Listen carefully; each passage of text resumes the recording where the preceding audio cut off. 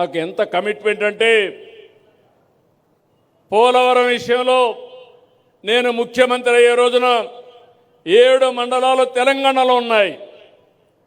ఆ 7 మండలాలు తెలంగాణలో ఉండుంటే ఆనాటి ప్రభుత్వం ఒప్పుకోకపోతే పోలవరం కట్టే పరిస్థితి లేదు.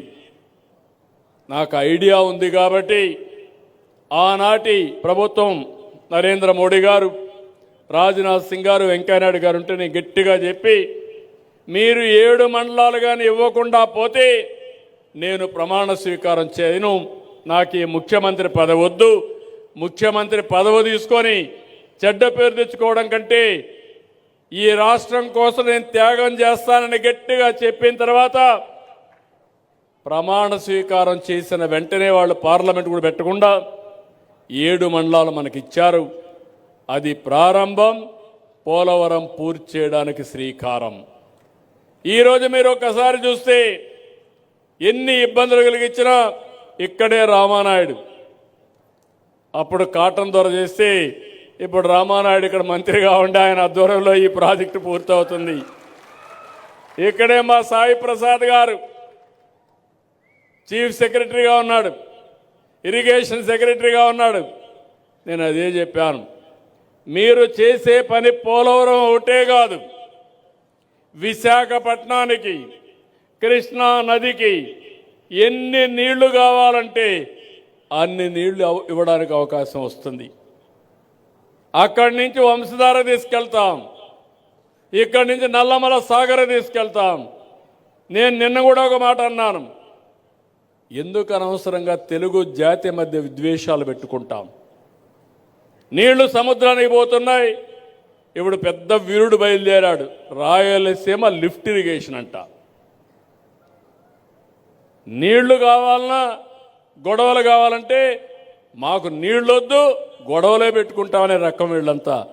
నేను ఒకటే చెప్తున్నాను, నాకు కావాల్సింది గొడవలు కాదు, నా జాతి ప్రయోజనాలు, తెలుగు జాతి ప్రయోజనాలు, నన్ను ఎన్నుకున్న ఆంధ్రప్రదేశ్ రాష్ట్ర ప్రయోజనాలు ఎట్టి పరిస్థితిలో ముందుకు తీసుకుపోతారని మరొక్కసారి హామీ ఇస్తున్నా.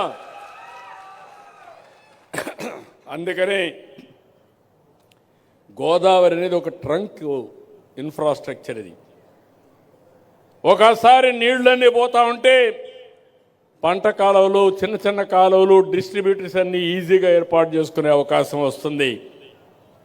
ఈ ప్రాజెక్టు పూర్తయినాక నదులు అనుసంధానం చేసుకుంటే ఆంధ్రప్రదేశ్ రాష్ట్రాన్ని మించిన రాష్ట్రం ఏది ఉండదు. అవసరమైతే ఇక్కడ పోయే నీళ్లు తెలంగాణ కూడా వాడుకునే అవకాశం వస్తుంది. గొడవలు పెట్టుకుంటే వచ్చే ప్రయోజనాల కంటే గొడవలు లేకుండా అందరం ఉంటే ఇవన్నీ కూడా ముందుకు పోయే పరిస్థితి వస్తుంది. మీరు ఒకసారి గుర్తుపెట్టుకోవాలి, నేను ముందు చెప్పాను, నరకాసురుడు గుర్తుపెట్టుకోవడానికి ఈరోజు దీపావళి జరుపుకుంటున్నాం. నేను ఆ రోజు పోలవరం పని ప్రారంభించినప్పుడు పట్టిసీమ ప్రాజెక్టు తెచ్చాను, మీకు జ్ఞాపకం ఉందా? పట్టిసీమ అప్పుడు వచ్చి ఇక్కడ అందరినీ ఎగ్గొట్టాడు. పట్టిసీమ వస్తే గోదావరి జిల్లాలు ఎడారైపోతాయన్నాడు. నేను ఆ రోజు ఇంకో మాట అన్నాడు, నువ్వు పట్టిసీమ కడతావు, నీళ్ళు ఎక్కడ పెడతావు అన్నాడు. నీళ్ళు ఎక్కడ పెడతానో తెలియకపోతే నేనేం చెప్తాను నీకు? పట్టిసీమ నీళ్లు కృష్ణా జిల్లాకు డెల్టాకి వెళ్తాయి. కృష్ణా జిల్లాలో వాడే నీళ్లు శ్రీశైలంలో పొదుపు చేసి రాయలసీమకి ఇస్తాం. రాయలసీమ కరువు సీమ, రాళ్లసీమను రత్నాల సీమ చేసే బాధ్యత నాదని ఆ రోజే చెప్పాను. 100 టీఎంసీ నీళ్లు తీసుకుపోయి కృష్ణా డెల్టాకి నీళ్ళిచ్చా. అక్కడ వాడే 100 టీఎంసీ నీళ్లు శ్రీశైలంలో పొదుపు చేసి అంద్రి నీవా, తెలుగు గంగా, అదే సమయంలో ఎస్ఆర్బీసీ నగిరి గాలేరు కెనాల్ ద్వారా నీళ్లు తీసుకెళ్ళా. ఈ సంవత్సరం నాకు ఎంత ఆనందంగా ఉందంటే 2 ఏళ్లలో కష్టపడ్డాం. చాలామంది ఎగతాళి చేస్తారు నన్ను, మీరు కూడా గుర్తుపెట్టుకోవాలి. కరువు సీమలో నీళ్లు లేకపోతే ఒకప్పుడు వేరుశెనగ పంట వేయలేకపోతే వేసిన పంట ఎండిపోతే 10 ఏళ్ళు పంట వేసి 8 ఏళ్ళు ఎండిపోతే నేను ఇన్పుట్ సబ్సిడీ ఇచ్చాను. ఈరోజు గర్వంగా చెప్పగలుగుతున్నా, అదే అనంతపురం జిల్లాకు నీళ్లు ఇచ్చి రాబోయే 5-6 సంవత్సరాల్లో పండ్లు, కూరగాయలు, పూలు పండించి హార్టికల్చర్ హబ్గా తయారు చేసి ఈరోజు ఇండియాలో నెంబర్ 1గా ఉన్నాం. ఇంకొక 5-10 ఏళ్లలో ప్రపంచంలోనే ఒక పెద్ద హార్టికల్చర్ హబ్గా రాయలసీమ తయారు చేసే బాధ్యత నాది. ఇలాంటి కార్యక్రమాలకు నేను శ్రీకారం చుట్టా. ఇప్పుడు కొత్తగా నాకు గొడవే కావాలా, నాకు నీళ్ళొద్దు అంటే నేనేం చెప్పాలి? నిన్న మీరు చూశారు తిరుమల పైన, మొన్నటి వరకు తిరుమలలో జరిగే నెయ్యి కల్తీ, ప్రసాదాలు కల్తీ, అక్కడ దర్శనాలు కల్తీ. అదే ఈరోజు ఎన్డీఏ గవర్నమెంట్ వచ్చింది. తమ్ముళ్ళు, మీరు ఈ మధ్యకాలంలో ఎవరన్నా తిరుమలకు పోయి వచ్చారా అని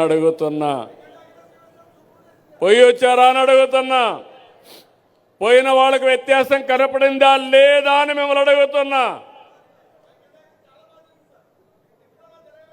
ఎప్పుడూ చేయని విధంగా వైకుంఠ ఏకాదశి జరిపాం. అన్నీ కూడా మీరు చూస్తే ఇంకొక పక్కన వెంకటేశ్వర స్వామి ప్రసాదాలు పవిత్రంగా తయారు చేస్తున్నాం, క్లీన్గా పెట్టాం. ఇది చూసి భరించలేకుండా నిన్న మొన్న మీరు ఒకసారి చూస్తే మనకు కొన్ని ఆచారాలు ఉన్నాయి, కొన్ని సాంప్రదాయాలు ఉన్నాయి. ఎవరైనా సరే అన్య మతస్థులు కానీ వెంకటేశ్వర స్వామి దగ్గరికి పోవాలంటే డిక్లరేషన్ ఇవ్వాలి. వెంకటేశ్వర స్వామి పైన నమ్మకం ఉందంటే ముస్లింలు పోవచ్చు, క్రిస్టియన్లు పోవచ్చు, ఇంకొకరు పోవచ్చు. అదే ఇమ్మన్నాం.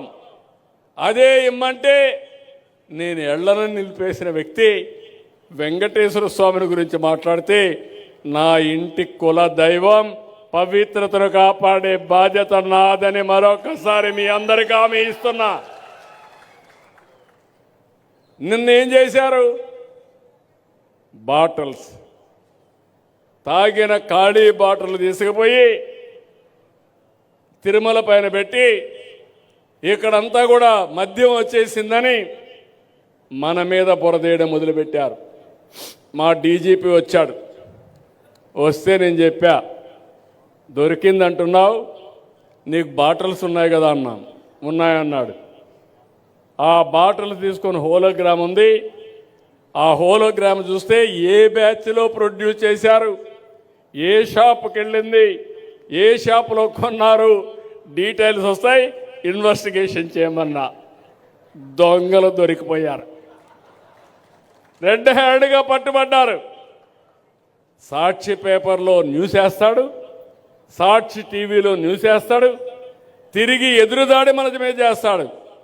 నేను చాలా అప్రమత్తంగా ఉన్నా. ఎందుకంటే నేనే ముఖ్యమంత్రి బాబాయిని చంపినప్పుడు తెల్లవారి నారాసుర రక్త చరిత్ర అయిపోయింది.